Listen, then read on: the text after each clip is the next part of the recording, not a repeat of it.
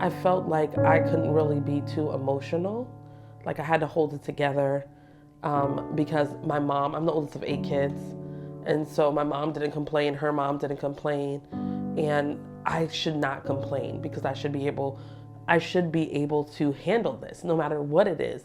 And really in postpartum is when it all fell apart. And I thought, oh my God, I can't handle this shit. It's like too much. But then I felt like I was failing at cultural norms of suffering in silence.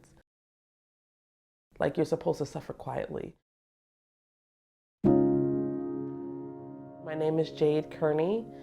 My one daughter's 5, my other daughter's 2, and I had twins 8 weeks ago, so they're 2 months. I can say that my last 2 deliveries were amazing. I had all 3 of my babies with the same practice, but the first one, I had an emergency birth because I had preeclampsia. After I had my daughter, I had terrible postpartum anxiety and depression. So we all know about Black maternal morbidity, or if we don't all know, Black maternal morbidity is an epidemic here in the United States.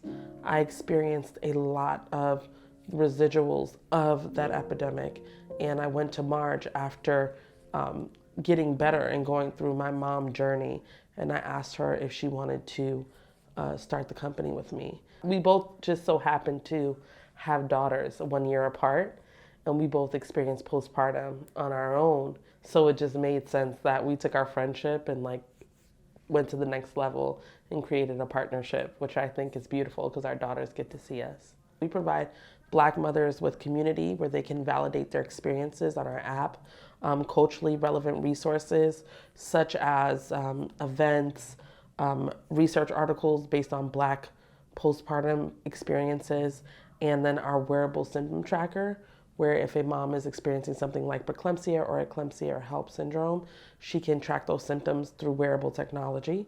And then culturally competent providers.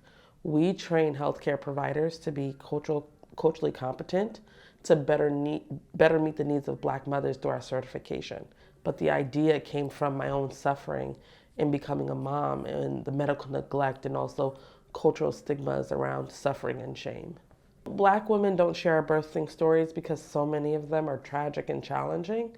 So there is a stereotype in the Black community, a strong Black mother or strong Black woman that a lot of us subscribe to, where we don't talk about our own suffering. A lot of cultures of color don't. And it can be deadly, really. If you scream at the top of your lungs forever and no one ever comes, you stop screaming. I feel like the media has a way of dehumanizing us. So you're hearing the stories of Black maternal morbidity, but you're not seeing the moms. Do you ever see the moms?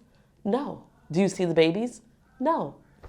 So what does it mean? You're not putting a face, you're not putting a heart to the problem. The media, everyone has to do a better job of humanizing us because it's been centuries of dehumanization.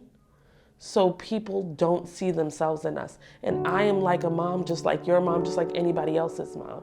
I've had wonderful, beautiful experiences where I've brought my children into this world that I could share with my daughters and my sons. But for a lot of us, that's not the situation. Like my postpartum period was terrible. I went to the emergency room 21 times. You don't want to share that with your daughter. You should, but you really, because it shows it's weakness, according to the cultural stigma, right? When she gets older, she'll clearly be around while this is going on, and I'll share more and more with her, and hopefully Black maternal morbidity decreases wildly before she's even thinking about having a child.